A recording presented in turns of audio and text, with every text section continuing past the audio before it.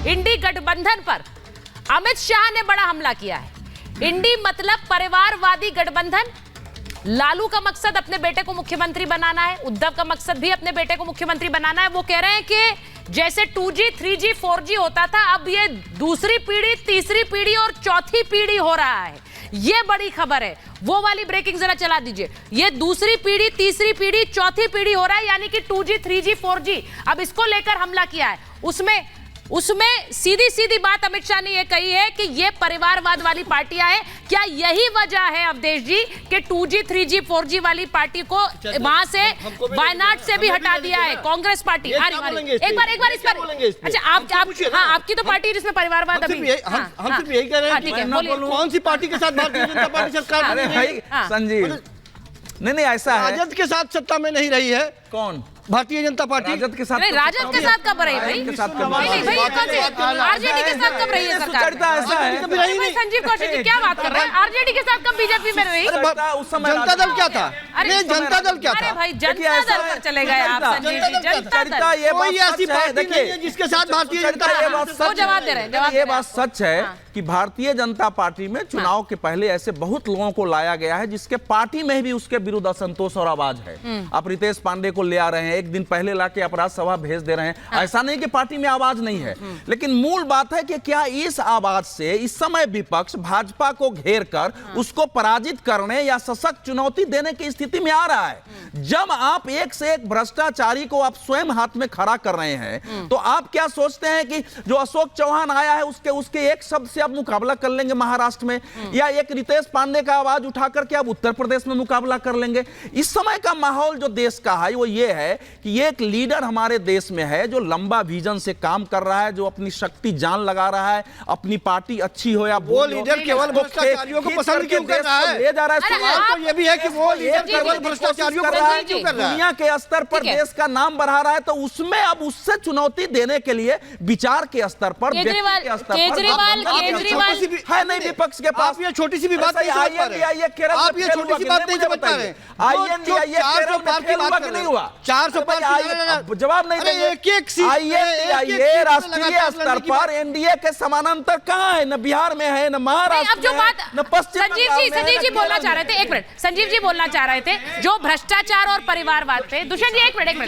जिस परिवारवाद, एक सेकंड, जिस परिवारवाद, नहीं मैं आपसे पूछ रही हूँ, आप ही से पूछ रही हूँ, जिस परिवारवाद और भ्रष्टाचार के आरोप जिन पार्टियों पे आप लगाते रहे, वो पार्टियां अब आपके लिए अच्छी हो गई क्योंकि नरेंद्र मोदी को हटाना है। सीधी बात यही है। मैं तो ये वो बयान सुनवाए शहजाद जी ने, वो सब जानते हैं, जग जाहिर है। वो सारी भ्रष्टाचारी पार्टियां कभी नरेंद्र मोदी के साथ में थी, भारतीय जनता पार्टी के साथ में। इसीलिए आपने अपना बनाया। मैं सिर्फ ये, इसीलिए आपने कहा कि नरेंद्र मोदी ने मोहर लगा दी तो हम लगाएंगे। कभी भारतीय जनता पार्टी से हाथ नहीं मिलाया है और आम आदमी पार्टी का तो उदय ही नहीं हुआ। लालू यादव के बारे में बयान है, सोनिया और राहुल के बारे में बयान है। अरे जनता आम आदमी पार्टी को कांग्रेस ने सपोर्ट करके बीजेपी आम आदमी पार्टी को, अरे बीजेपी से लड़ने की बात कर रहे हैं। बीजेपी संजीव जी आपने बोला मुझे 15-20 सेकंड। बोलिए। संजीव जी कभी कभी भावनाओं में बहकर अच्छे इंसान है पर कुछ भी बोल जाते हैं। उन्होंने क्या बोला कि ये सारी पार्टियों के साथ बीजेपी ने हाथ में, समाजवादी पार्टी के साथ कौन सा गठबंधन रहा भाई? भैया एक सेकंड प्लीज बीच में please sir please. Samajwadi party के साथ मतलब भाटी जी सुनिए, आपको हम लोग तो कुछ बोल दे वो तो अलग बात है।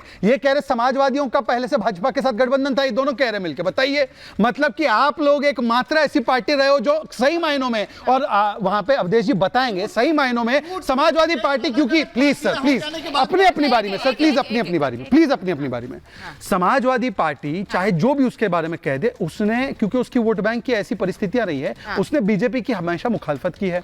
ये कह रहे कि बीजेपी ने मोहर लगा दी तो हमने उनको ले लिया अपने साथ। मान्यवर आपने मुलायम सिंह यादव जी को भ्रष्ट कहा, लालू तो कन्विक्टेड भ्रष्टाचारी है, पवन मुड़ी डीएमके के भ्रष्टाचारी है, कांग्रेस को सोनिया गांधी को जेल भिजवाना चाहते थे। आज उनकी गोद में बैठकर आप कह रहे हैं कि हम भ्रष्टाचार के खिलाफ लड़ रहे हैं, हम परिवारवाद के खिलाफ लड़ रहे हैं और लोकतंत्र बचाने की बात करते हैं। बताइए लोकतंत्र बंगाल में टीएमसी बचाएगा?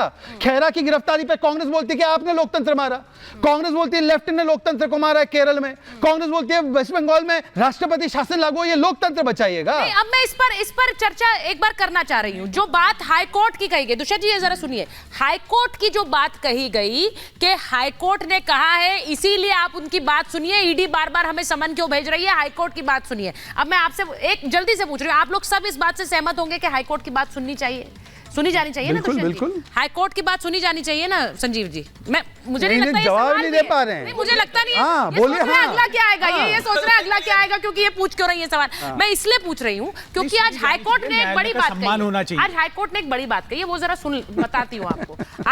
आज कलकत्ता हाईकोर्ट ने क्या बात कही है वो सुनिए। कलकत्ता हाईकोर्ट ने कहा है कि शाहजहां शेख को अभी तक आप गिरफ्तार क्यों नहीं कर पाए हैं। हाईकोर्ट ने यह कहा है कि ममता सरकार क्या कर रही है, आप क्यों बहाने बना रहे हैं। ये इसलिए कहा गया है क्योंकि वहां कोर्ट में यह कहा गया कि हम एसआईटी नहीं बना पाए हैं, इसलिए गिरफ्तारी नहीं हो पा रही है।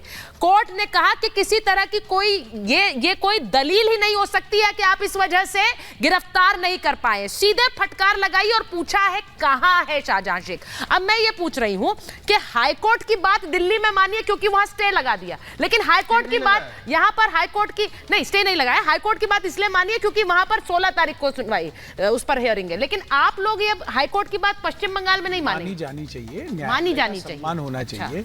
लेकिन मैं एक चीज और बता देता हूं, भाई साहब भी उसके ऊपर प्रश्न उठा रहे थे।